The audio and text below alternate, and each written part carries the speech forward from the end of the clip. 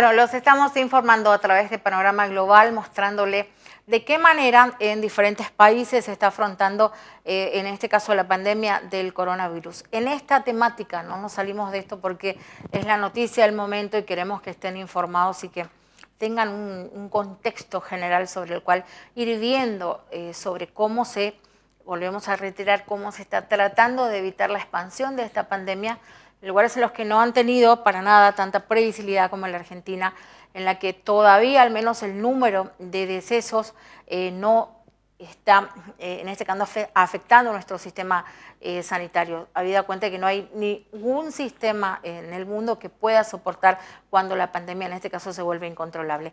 Vamos a ver los ciudadanos de Ecuador, en este caso, cómo señalaron también la mala gestión de su gobierno ante, en este caso, esta realidad que ahora vamos a compartir con ustedes.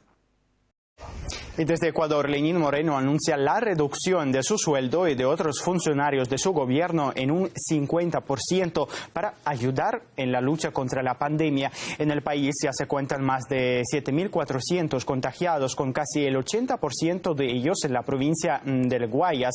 Esta región también acumula la mitad de los más de 330 decesos a nivel nacional. Precisamente en su capital, Guayaquil, el colapso del sistema sanitario y fúnebre se hace cada vez más visible. Fernando Terranova nos presenta testimonios de familiares de víctimas de la pandemia. Las horas pasan lentas en los cementerios de Guayaquil, ciudad epicentro de la pandemia de coronavirus en Ecuador. Angustiados, familiares de los fallecidos arriesgan su salud, poniendo en pausa la cuarentena para recoger a los suyos y darles el último adiós.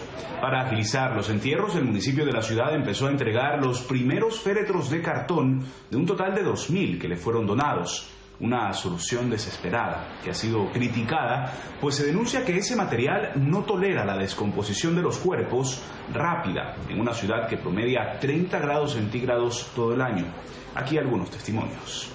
Cree que hace una gran cosa, donando esas cosas que no sirven para nada. ¿Por qué no sirven para nada, hermano? Porque se revientan. Cuando se moja el cartón, ¿qué pasa? Se abre, ¿no? Imagínate, vas llevando el carro y le cae la lluvia, se va a dañar. Autoridades defienden la propuesta ante la falta de féretros para suplir la demanda. Los pocos que hay resultan impagables para la gran mayoría, con el precio de los ataúdes en muchas ocasiones triplicado y superando incluso los $1.000 o $1.500. El municipio anunció además la construcción de 2 nuevos cementerios con cerca de 12.000 tumbas gratuitas para los fallecidos durante la emergencia. Mientras, el encargado de la Fuerza de Tarea Conjunta que gestiona el procedimiento de cadáveres e inhumaciones anunció que se va a acelerar los procesos con ayuda del personal del Ejército y la Policía. Una dura necesidad que evidencia que la magnitud real del impacto de la pandemia superaría con creces las cifras oficiales de infectados y fallecidos. Otro punto débil es el ritmo de diagnóstico. Sobre esto, investigadores universitarios solicitaron al gobierno certificar más laboratorios para así ampliar la capacidad y acelerar el procesamiento de resultados. El ministro de Salud, Juan Carlos Ceballos, anunció la llegada al país de 100.000 pruebas rápidas y otras 100.000 pruebas de diagnóstico PCR para la detección del coronavirus. Pero el manejo de la crisis no deja de enfrentar críticas. Revisamos a continuación una postura. Partiendo que el Estado debilitó el sistema de salud pública con un recorte de más de 81 millones de dólares en el presupuesto para 2020, despidió entre 2.000 a 2.500 trabajadores de la salud justamente hace un año, dificulta la reacción oportuna y a tiempo para contener la propagación del virus. Entre las últimas medidas, la disposición del Comité de Operaciones de Emergencia a los municipios del país de implementar el uso obligatorio de mascarillas para circular en espacios públicos, disposición que se ha topado con cuestionamientos respecto al elevado precio de los insumos médicos durante la emergencia o sobre el hecho de prohibir que la ciudadanía utilice las mascarillas N95, consideradas las más seguras para garantizar el abastecimiento de este insumo en los hospitales. Los dardos llegan también de personalidades ecuatorianas en el extranjero, como el futbolista Cristian Novoa, del club de fútbol Sochi. Durante una transmisión en vivo expuso en fuertes términos su malestar hacia las autoridades ecuatorianas y en un video posterior hizo una comparación con las acciones tomadas en Rusia. Las medidas han sido drásticas, desde el 1 de abril hasta el 30 de abril sin salir de casa. Así que pues hay que cumplir las normas. Creo que es lo mejor para poder evitar este contagio y pues lo que esté en Ecuador, pues creo que se han equivocado a no decir directamente 1 o 2 meses vamos a estar, sino que han estado cambiando. Se conoció que Noboa, apodado El Zar en Ecuador, realizará una donación para dotar de tanques de oxígeno a los hospitales más vulnerables. Solidaridad en uno de los países más afectados por el coronavirus, donde autoridades han advertido que un 60% de sus 17 millones de habitantes podrían infectarse.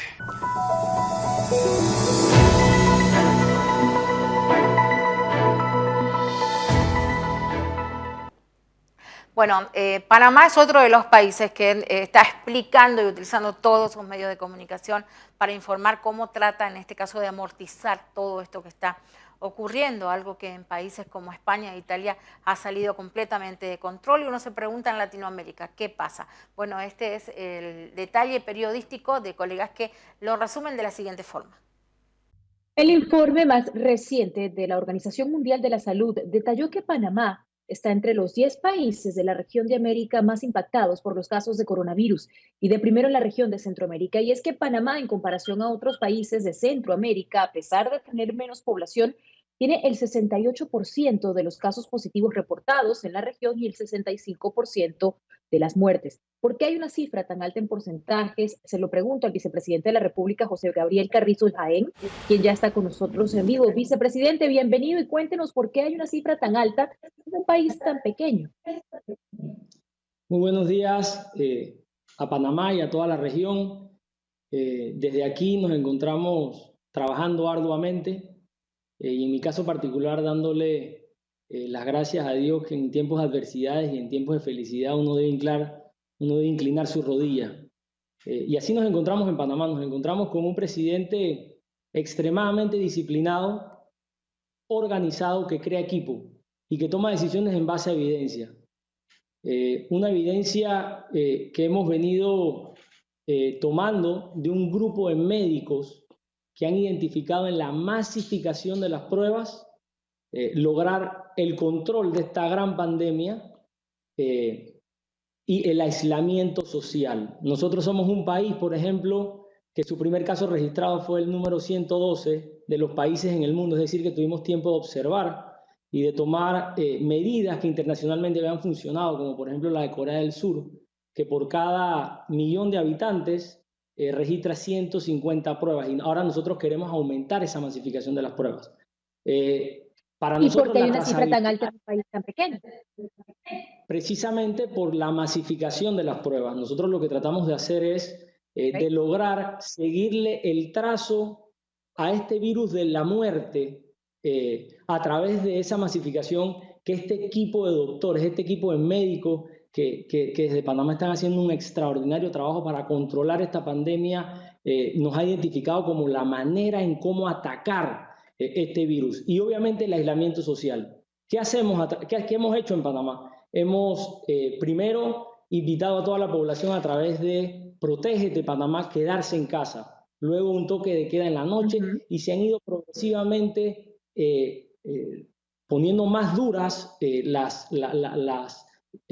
restricciones de salida y de movilidad, claro, con una fuerza pública que también está haciendo un trabajo extraordinario. Entonces, no vemos las cifras, Alejandra y Jennifer, no vemos las cifras de manera fría, vemos las cifras con mucho respeto y con mucha responsabilidad. Y desde este país vamos a manejar la información de una manera transparente, con un grupo profesional de científicos y de doctores que van a dar la realidad. Por ejemplo, no solamente hemos quedado en el hecho de hacer las pruebas a las personas que tienen algún tipo de síntomas, sino aquellos asintomáticos, y muchas veces en posmuerte nosotros hemos hecho pruebas para no pasar a detallar una muerte producto de una neumonía típica, sino colocarla en el registro y hablando COVID. Disculpe que lo interrumpa, es que tenemos el tiempo bien limitado.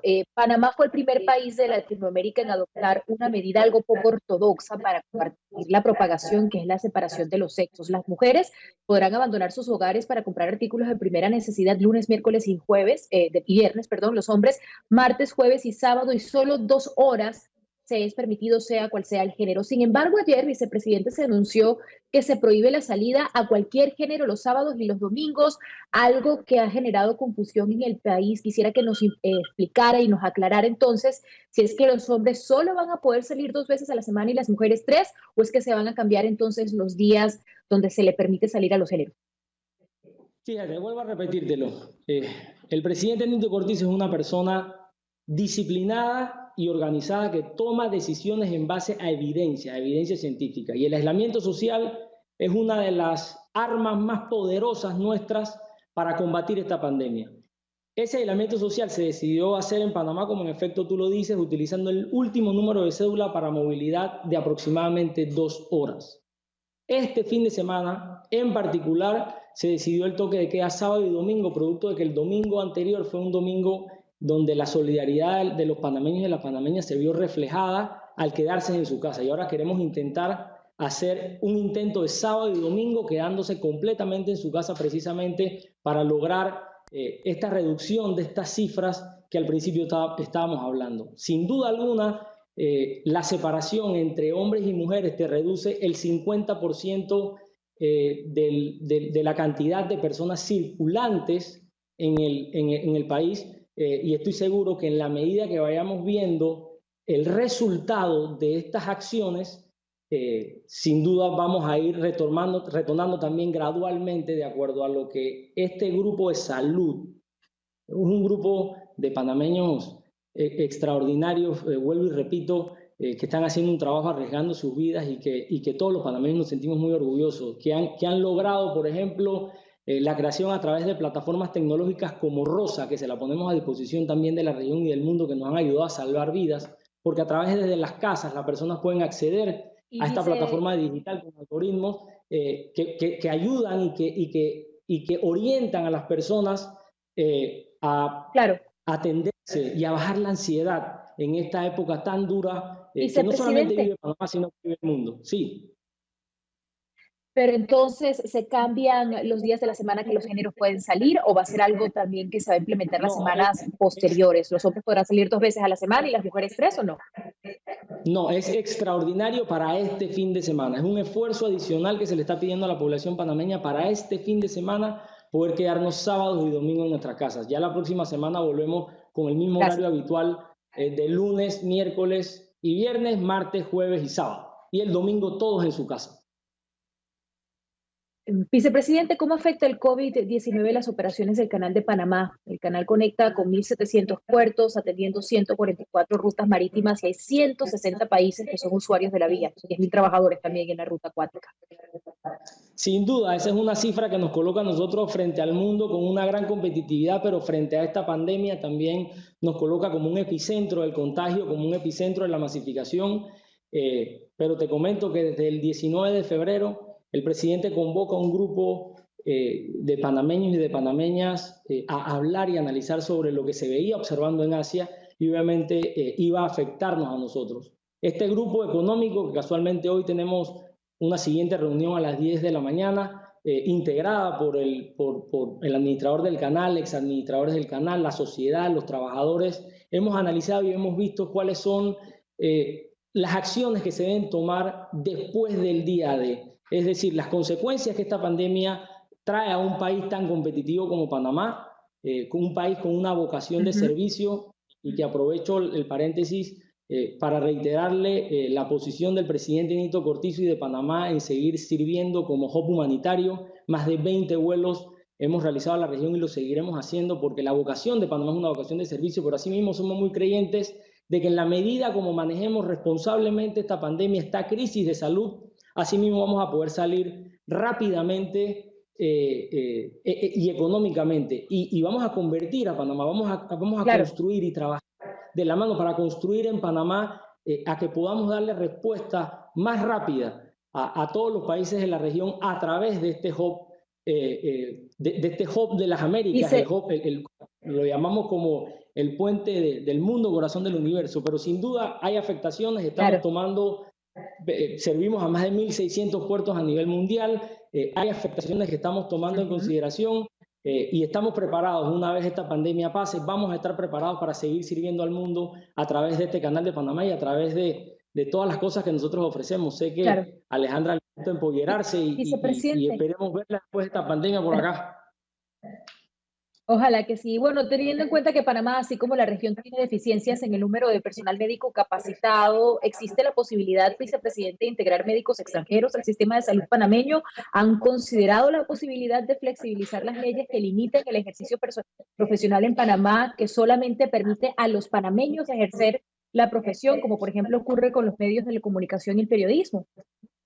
Mira, sin duda nosotros hemos decretado un estado de emergencia. En ese estado de emergencia hemos ido solicitando ayuda internacional, por ejemplo, a Corea del Sur, a China, que nos puedan ayudar a nosotros, producto de su experiencia, a minimizar la masificación de esta pandemia. Y sin duda, nosotros somos un país de puertas abiertas. Aquí atendemos a panameños y extranjeros de la misma manera. Este es un momento histórico para el mundo, que la lección que nos va a dejar es que debemos trabajar en unidad, debemos trabajar unidos, echando hacia adelante, y estoy seguro que después que pase esta pandemia vamos a ver un mundo diferente. José Gabriel Carrizo Jaén, vicepresidente de Panamá, con nosotros en vivo. Gracias por acompañarnos, señor vicepresidente. Que tenga un buen día y seguiremos pendientes de la lucha del COVID-19 en su país con el gobierno. Muchas gracias.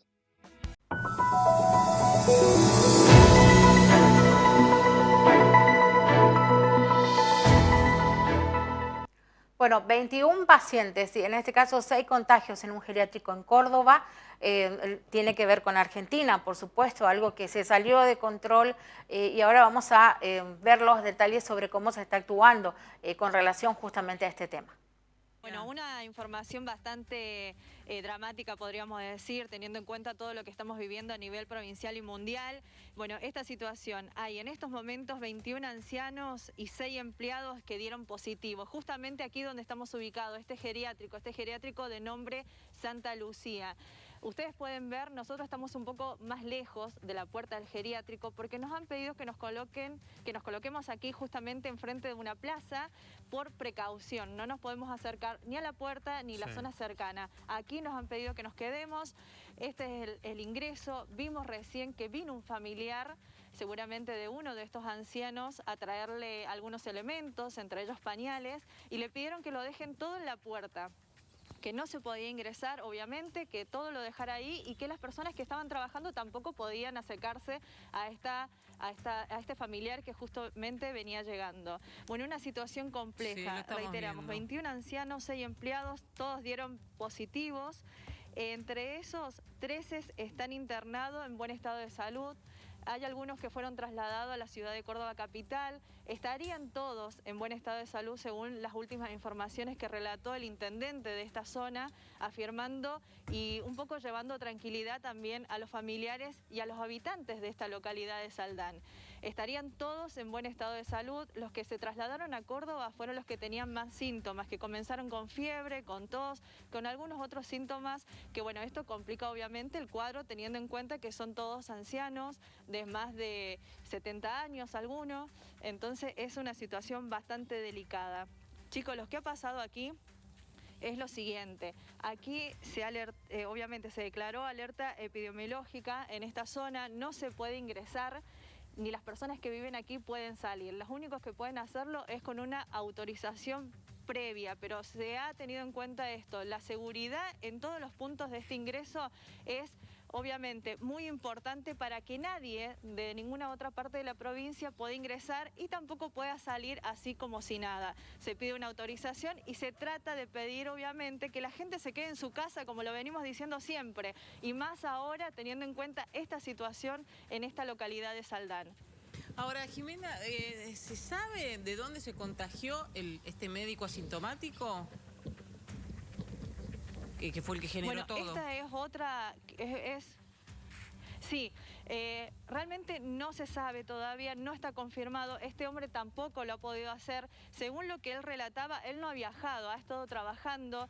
Él mandó un audio, él fue el primero que informó cómo le había dado el resultado, que le había dado finalmente positivo. Lo hizo justamente mandando este audio a los colegas y a la gente, los familiares de las personas que estaban aquí, porque obviamente cuando se conocía la información también relataban algunas personas, como siempre suele suceder, algunas informaciones falsas donde se afirmaba que este médico había estado atendiendo con fiebre, con algunos síntomas y que había seguido trabajando. Él trató de llevar tranquilidad y dijo que esto no fue así, él no tenía síntomas de nada, no sabe cómo se ha contagiado, que esto es también una materia de investigación, porque también pensemos que puede haber venido algún familiar a traer algún elemento, a ver algún anciano, puede haber estado alguno de los ancianos enfermos y se ha terminado contagiando el médico. Decimos, una situación bastante compleja teniendo en cuenta la edad, son más de 150 personas que se le han hecho las pruebas, se están esperando los resultados que seguramente van a estar en las próximas horas. Y otra información que les quería dar justamente es acerca de este médico. Él afirma esto, no tenía ningún síntoma de nada. Él tiene asma, tenía tos, pero él pensó que obviamente no tenía otro síntoma, ni fiebre, ni malestar, ni dolor de cuerpo. Él se realizó justamente este análisis, que no se lo querían realizar porque justamente no presentaba síntomas, se lo terminaron haciendo y dio positivo. Claro.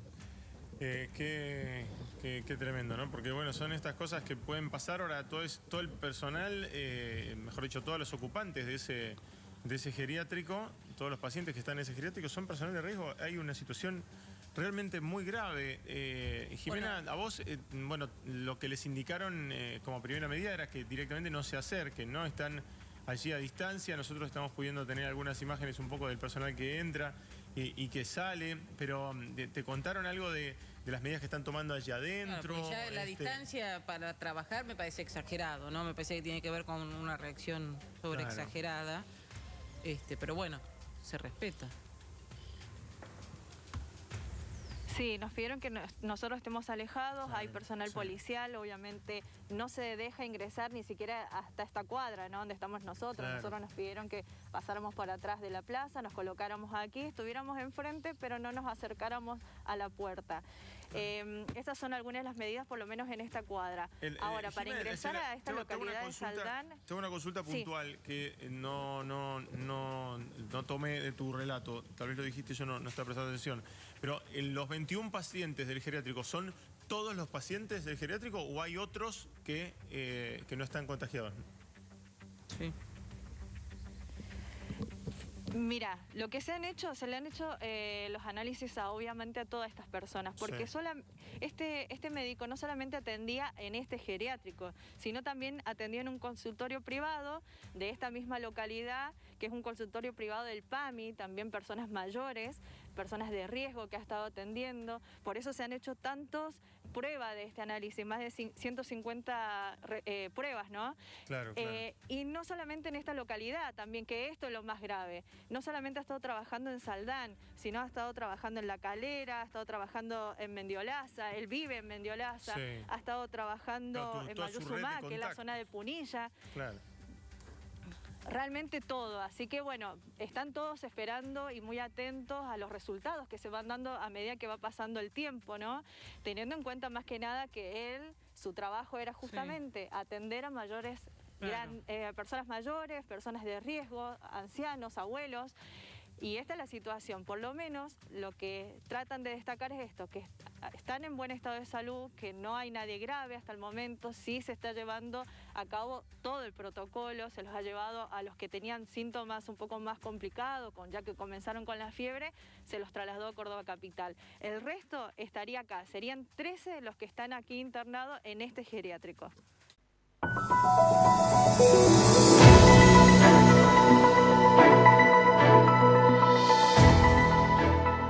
Vamos ahora con el mensaje del primer ministro británico, Boris Johnson, que está saliendo en este caso, porque también fue afectado por este virus, y en este caso detalla de qué manera sigue todo este proceso, dejando en este caso en vilo en su momento a lo que fue su país, porque lo afectó directamente y imagínense ustedes a todo su equipo de trabajo. Good afternoon. I've today left hospital after a week in which the NHS has saved my life. No question. It's hard to find words to express my debt, but before I come to that, I want to thank everyone in the entire UK for the effort and the sacrifice you have made and are making. When the sun is out and the kids are at home, when the whole natural world seems at its loveliest and the outdoors is so inviting, I can only imagine how tough it has been to follow the rules on social distancing. I thank you because so many millions and millions of people across this country have been doing the right thing. Millions going through the hardship of self-isolation, faithfully, patiently, and with thought and care for others as well as for themselves. I want you to know that this Easter Sunday, I do believe that your efforts are worth it and are daily proving their worth. Because although we mourn every day those who are taken from us in such numbers, and though the struggle is by no means over, we are now making progress in this incredible national battle against coronavirus. A fight we never picked against an enemy we still don't entirely understand. We're making progress in this national battle because the British public formed a human shield around this country's greatest national asset, our National Health Service.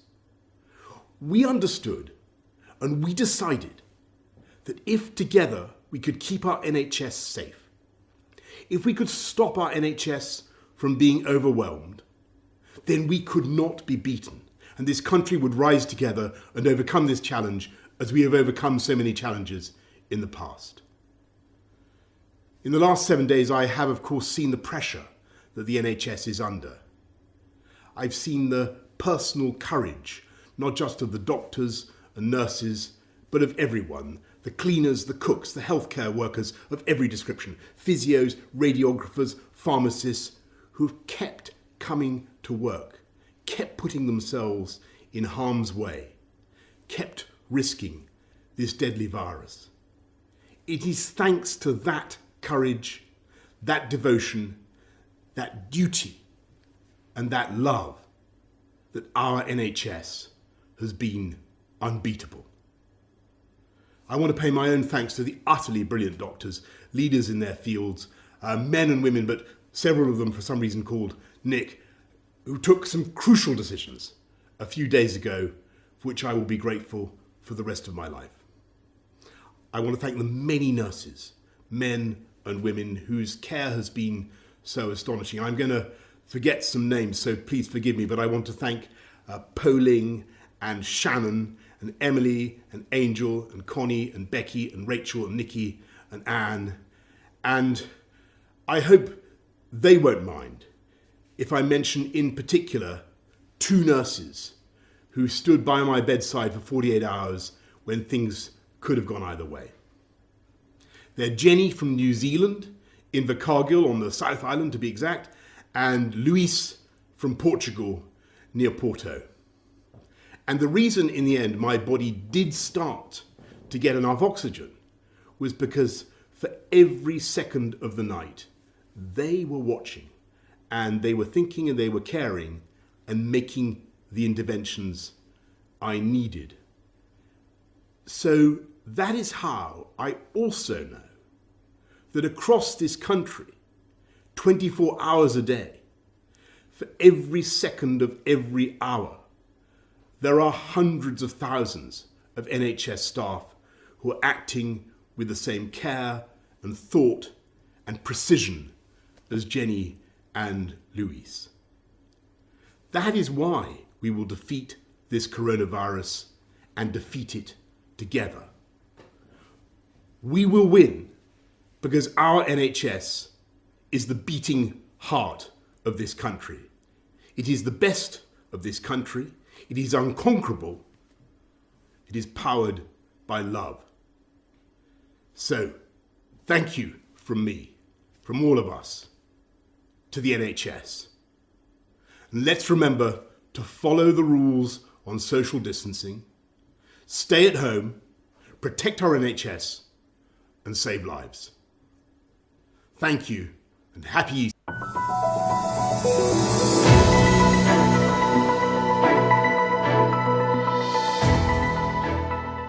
Bueno, si bien les comentamos que en Wuhan, en China, ya se está hablando, en este caso, de un proceso mucho más acelerado de cómo han salido de esta cuarentena, no se descartan que se están dando, actualizando la información, algunos brotes de, en este caso, pacientes asintomáticos, siguen controlando, pero aún así se festejó de esta manera.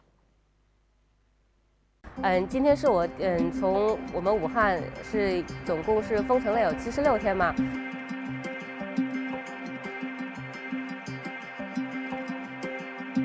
一家人一起买一些食材回去做一顿火锅，因为已经很久没有吃火锅了。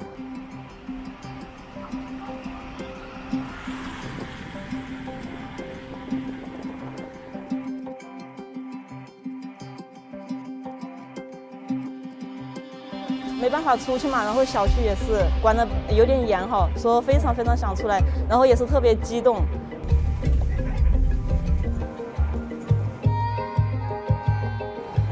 1月21号开始没出门，然后一直到今天，然后头一次出门，然后现在是去找父母。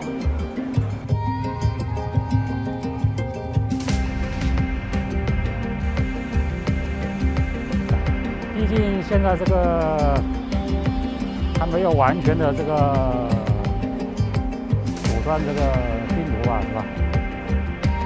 出来之后，每个市民出来肯定心里还是有点担心的。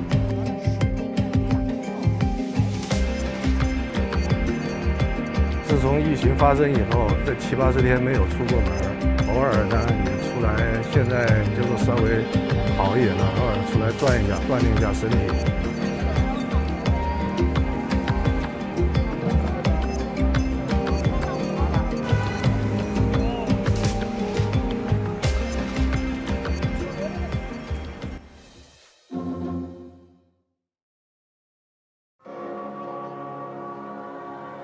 Contando el momento, como el comienzo de un nuevo año, medios chinos documentan a la medianoche la dramática reapertura de Wuhan. Los funcionarios se apresuran a hacer a un lado las barreras viales. El tráfico fluye una vez más. Durante 76 días, esta ciudad, con una población mayor que la ciudad de Nueva York, fue separada del resto de China continental. Hoy, el epicentro original del nuevo coronavirus ya no está más aislado. Un cañón de agua saluda al primer avión comercial que regresa al aeropuerto de Wuhan. Dentro de las estaciones de tren de la ciudad, una vista inusual. Multitudes de personas, pasajeros que pasan por controles de seguridad y chequeos. Solo aquellos con un certificado que muestra que están bien de salud pueden irse. Funcionarios ferroviarios dicen que solo este miércoles se vendieron alrededor de 55,000 boletos para viajes de ida. Filas y filas de trenes listos, justo antes de que el cierre del 23 de enero entrara en vigor. CNN viajó a Wuhan. Los llevamos a la fuente sospechosa del brote, a este mercado de mariscos. Conocimos a lugareños que, como nosotros, ignoraban el aislamiento sin precedentes que se avecinaba. Unas horas después de presentar nuestro informe, nosotros, como tantos aquí, recibimos la noticia de los planes para cerrar Wuhan. Luego abordamos un tren de regreso a Beijing para comenzar nuestra cuarentena, pero dependía de los chats de video para mantenerme en contacto con los que estaban dentro del bloqueo, como Iris Yu, atrapada en su departamento por más de 2 meses. A partir del miércoles por la mañana, estaba a bordo de un tren, totalmente protegido. Después de 80 días seguidos en cuarentena, finalmente salí hoy. Ahora estoy en el tren rumbo a Shenzhen. En cuanto al Wuhan que está dejando atrás, dice: Todavía no está completamente operativa. De hecho, se está recuperando. Incluso los funcionarios advierten, esto está lejos de volver a la normalidad. Recibimos mensajes de texto diarios del gobierno diciendo que no seamos complacientes, que tengamos en cuenta que puede haber una segunda ola. Una posible segunda ola. Es por esa razón que los residentes de Wuhan, como el estadounidense Christopher Suzanne, no se les permite deambular libremente dentro de la ciudad. Los comités vecinales vigilan a las personas cuando entran y salen de sus casas y, si es necesario, hacen cumplir la cuarentena. Tengo este boleto especial, es un papel rojo. Me permite salir 2 horas al día, pero solo una persona por familia por día 2 horas. Y conoces a mi esposa, ella no va afuera, todavía está asustada. Mientras que algunas tiendas abren de nuevo, otros negocios permanecerán cerrados, incapaces de resistir las presiones económicas del duro aislamiento. Después de las moderadas celebraciones del Año Nuevo Lunar a fines de enero, los medios estatales marcan este momento como un nuevo comienzo, más o menos, pero las incógnitas persisten en una ciudad que aún está atormentada por este virus devastador. David Colbert, CNN, Shanghái.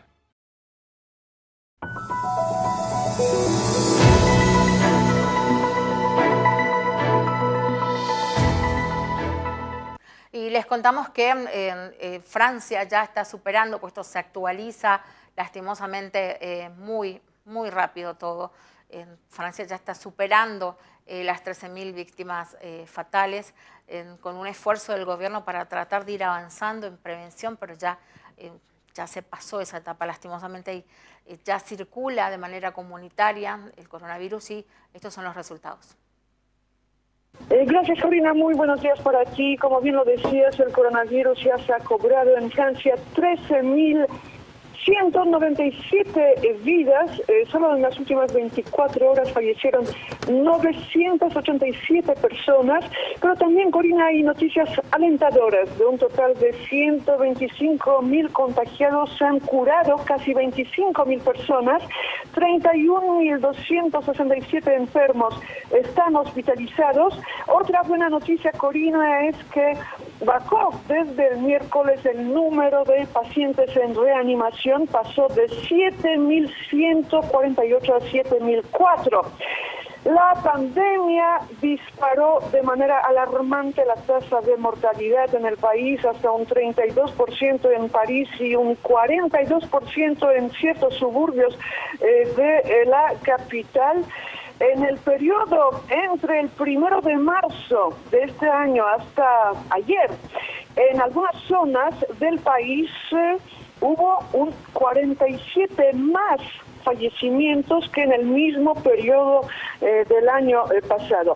El virus, Corina, llegó también hasta el portaaviones Charles de Gaulle, que es el buque insignia de la Armada Francesa, es el símbolo del poderío militar del país. Unos 50 marineros contrajeron la enfermedad de manera muy misteriosa, en alta mar, misteriosa porque desde el 15 de marzo el portaaviones no ha tocado tierra. Y en el plano económico, Corina, el panorama que ofrece el gobierno es muy sombrío.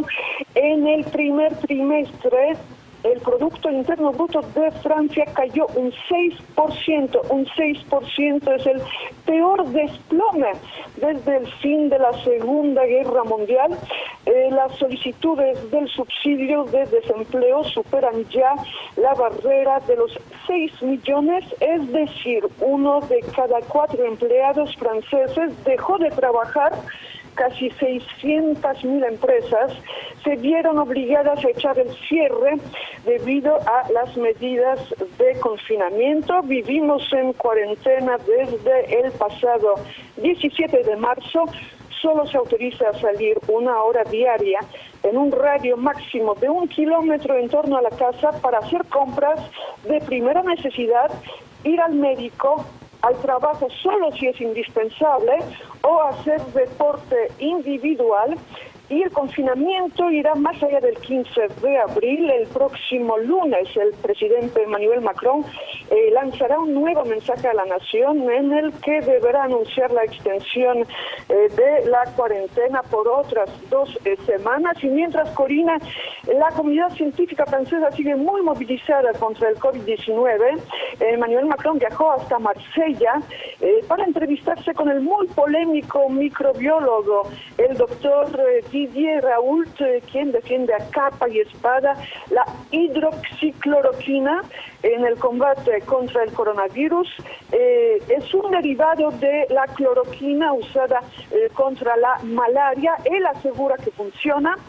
Según un estudio que realizó con más de 1.000 pacientes en Marsella, más del 90% de ellos se habría curado con hidroxicloroquina, según el doctor Didier Raoult. Para muchos es un genio, lo apoya el mismísimo Donald Trump y cientos de expertos en Francia y en el mundo, pero sus detractores lo tachan de charlatán, lo acusan de crear falsas esperanzas. De momento, el comité científico que asesora a Emmanuel Macron aún no aprueba el remedio de Didier Raoult. Estima que es demasiado pronto para aceptarlo.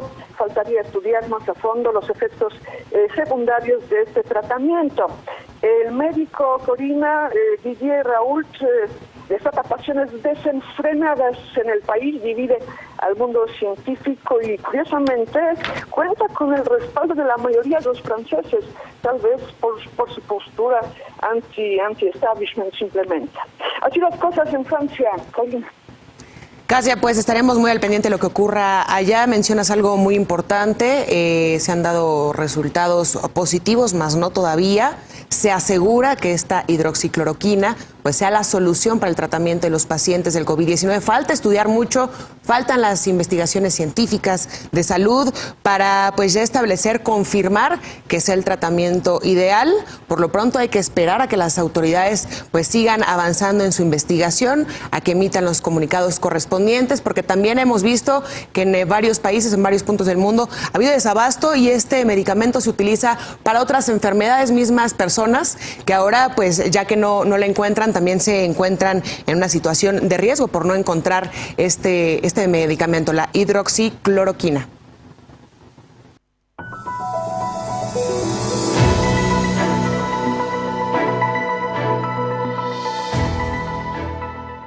Bueno, Cuba está enviando, en este caso, médicos comunitarios a otros puntos, a otros países. Es uno de los que más ayuda está generando, podríamos decir, al exterior, aunque también tiene sus propios problemas con la pandemia. En Cuba, la cifra de contagios confirmados se eleva a 669, con 18 muertes, pero además de enfrentarse al coronavirus en su territorio, la isla ayuda a otras naciones, como por ejemplo Italia. Esta jornada envió al país europeo un segundo avión con médicos. Oliver Zamora Oria con más información. Una nueva brigada médica cubana parte rumbo a Italia, específicamente a la región de Piamonte, una brigada compuesta por 38 personas entre médicos y enfermeros. Esto luego de que las autoridades locales de esa región pidieran ayuda al gobierno cubano para enfrentar la pandemia de la COVID-19 y también luego del trabajo que ha estado realizando durante semanas otra brigada médica en la región de Lombardía.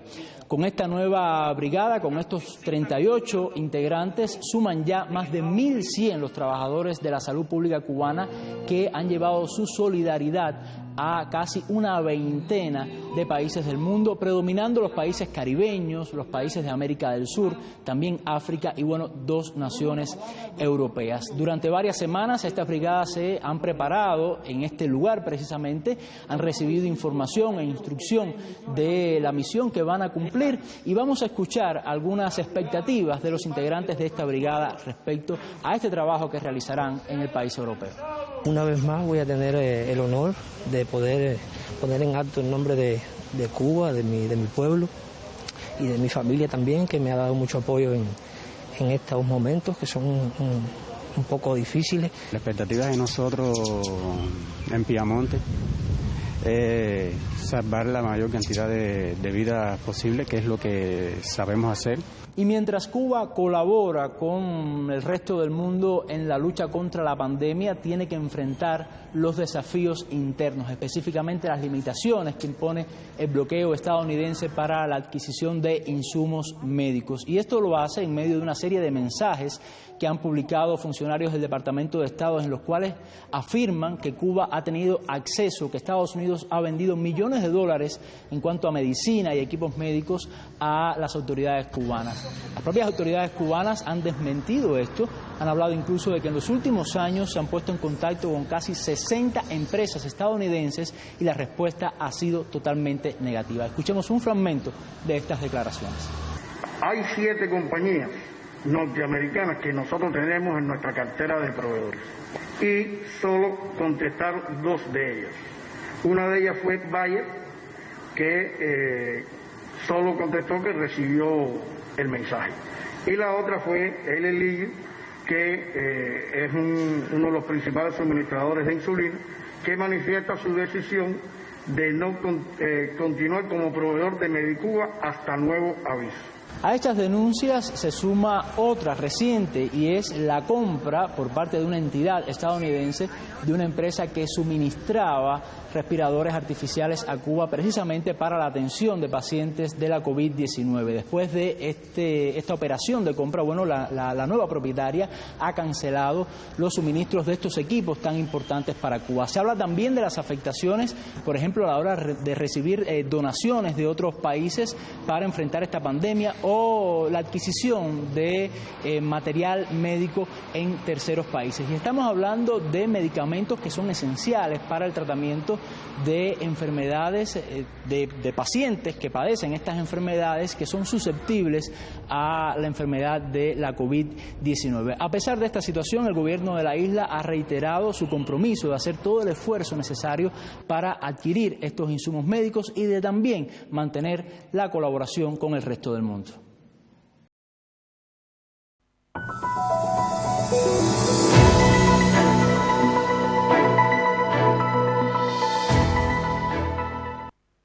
Bueno, hablando de Acapulco, están en este caso avanzándose en lo que se relaciona con ver cómo salen de este problema, pero el turismo en ese punto, podríamos decir, del globo es uno de los ingresos más importantes que tienen en el país y en este caso en ese lugar. Entonces, ¿cómo se están habituando, cómo tratan de que el impacto económico no sea también tan grave como el impacto a la salud pública? Compartimos con ustedes los detalles. Playas vacías, hoteles cerrados, tráfico mínimo. Acapulco, meca del turismo en Semana Santa, luce desértica debido a las restricciones para combatir el COVID-19. La cocina de este hotel preparaba platos para 1.500 huéspedes. Hoy cocinan para los trabajadores informales que vivían al día del turismo. Carolina vendía chilates en la playa y ahora no tiene para mantener a sus 2 hijas y su madre. Es la tercera vez que acude al reparto de comida. De ahí me metí a vender chilates y ve, donde hay, no hay nada. No hay nada, no hay para comer, no hay nada de sustento. Dejamos el chilate para buscarle, porque realmente está muerto Acapulco. Ante esta necesidad, los empleados de este céntrico hotel decidieron donar y preparar comida para entregarla varias veces a la semana. Hoy ya sirven el almuerzo para más de 200 personas al día, como cuenta su gerente. Bueno, la gente informal evidentemente se ve más afectada. En nuestro caso, tenemos la gran fortuna de que seguimos cobrando nuestro salario. Entonces, si hay sectores que pues, no tienen ese beneficio y no pueden generar el recurso suficiente, pues ponemos para comer, ¿no? Un 70% del millón de habitantes de Acapulco viven del turismo. 60 hoteles y 80 restaurantes han cerrado y los escasos que se resisten no reciben clientes. Los capitalinos han cumplido la petición de no viajar en Semana Santa y los pocos que desobedecen la prohibición de acudir a las playas se topan con un fuerte despliegue de la Guardia Nacional y policiales. ¡Escuche! ¡Todos afuera! A lo mejor hay gente que por desconocimiento o porque no quiere hacer caso, pero se les invita a esa gente que se retire y lo hacen.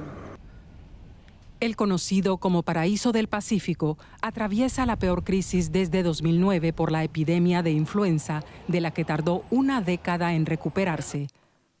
Así lo recuerda el entonces presidente de los hoteleros, Jorge Laurel, sobre unas pérdidas incalculables para un sector turístico ya mermado por la acuciante violencia. Esa es la peor ocupación que hemos tenido desde la última crisis que vivimos con el H1N1. Y está la ocupación con niveles del 3.5% actualmente, entonces es terrible. Para superar esta crisis y mantener el sueldo a sus empleados, los hoteleros han pedido la exención fiscal en esas nóminas, a lo que de momento el gobierno de López Obrador se ha negado. El ayuntamiento ha diferido el pago de impuestos y realiza entrega de alimentos, pero sin la ayuda de instancias superiores será imposible que el municipio sostenga la situación por varios meses, como reconoce su alcaldesa Adela Román. El ayuntamiento no tiene la capacidad económica. Aquí es la federación, es el gobernador quien tendrá que implementar algunas medidas de apoyos económicos, de apoyos a microempresas, medianas empresas, para que puedan sobrevivir y evitar alguna crisis social. Dificultades para sobrevivir que de momento ya han golpeado a los sectores más vulnerables de una Acapulco fantasma.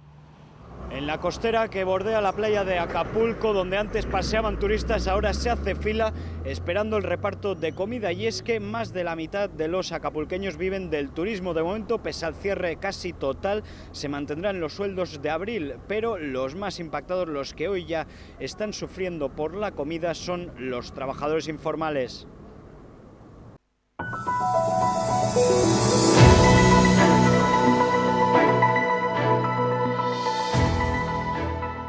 Vamos ahora con, en este caso, imágenes que pueden ser un poco fuertes, por eso vamos a hacer esta salvedad, explicarles de qué manera Colombia está tratando de enterrar los cuerpos de los fallecidos por esta pandemia.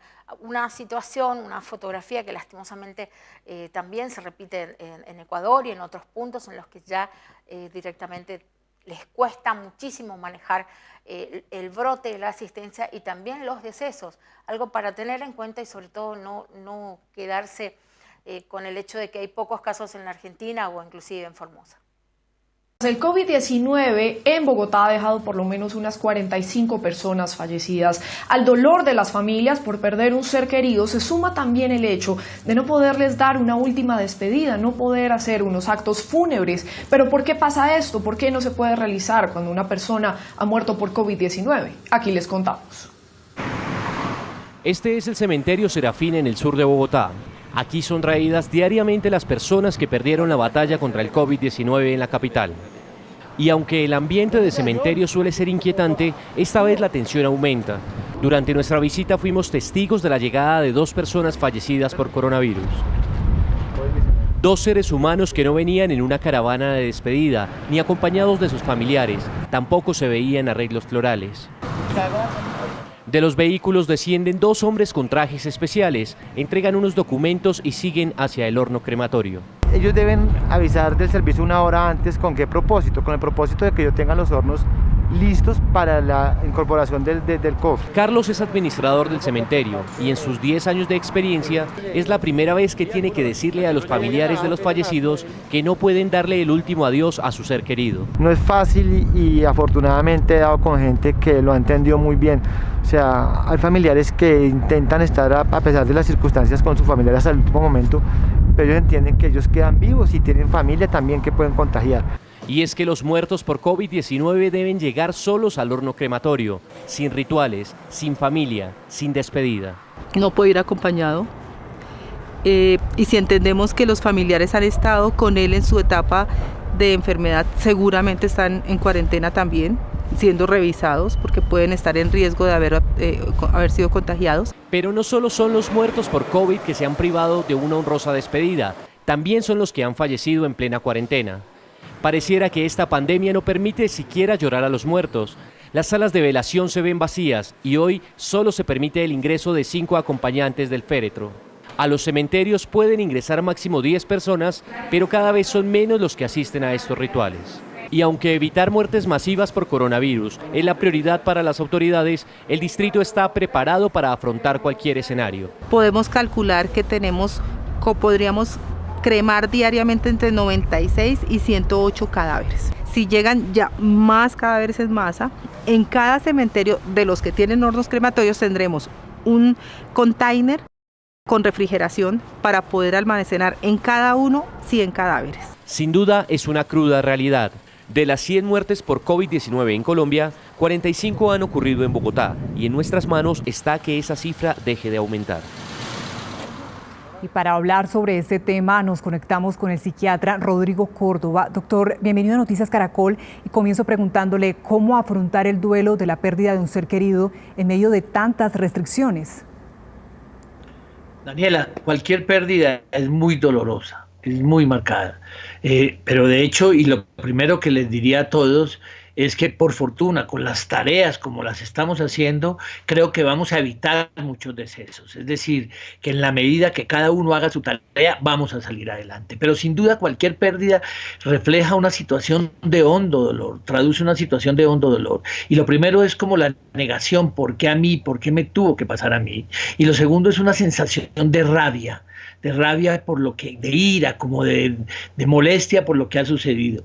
Pero sin duda creo que la mejor manera en un momento tan difícil es abrigarse, es acompañarse de los momentos gratos, de los momentos de recuerdos importantes y quizás tener la claridad de que hasta todos los momentos en que se rodearon, se vivieron con mucha riqueza, con mucha vitalidad y que lastimosamente todos los seres humanos somos finitos, tenemos final y lastimosamente en un momento como estos que nos pone como nuestros ritos para acompañar a nuestras pérdidas en entredicho, pero sin duda lo mejor es abrigarse de los familiares que estén cerca, de los amigos por las vías tecnológicas, y sentir rescatar los momentos de tanta vitalidad de la existencia. Doctor, y es que si de por sí la pérdida de un ser querido es algo muy difícil, ahora con estos cambios, por ejemplo, ¿cómo reemplazar los rituales tradicionales de despedida de un ser querido y cómo entender esto?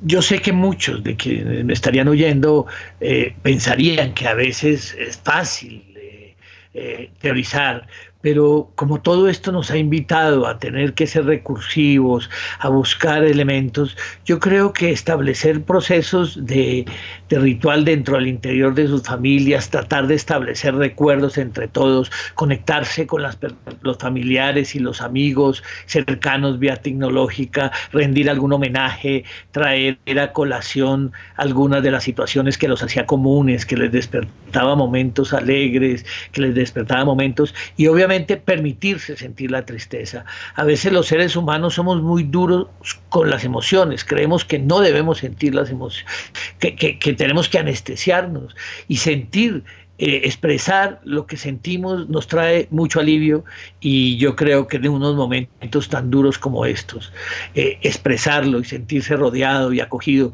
por los cercanos es por lo menos un bálsamo en un momento tan difícil. Es que es un proceso muy complejo. Doctor Rodrigo Córdoba, usted ha sido muy amable. Gracias por su explicación y por sus recomendaciones.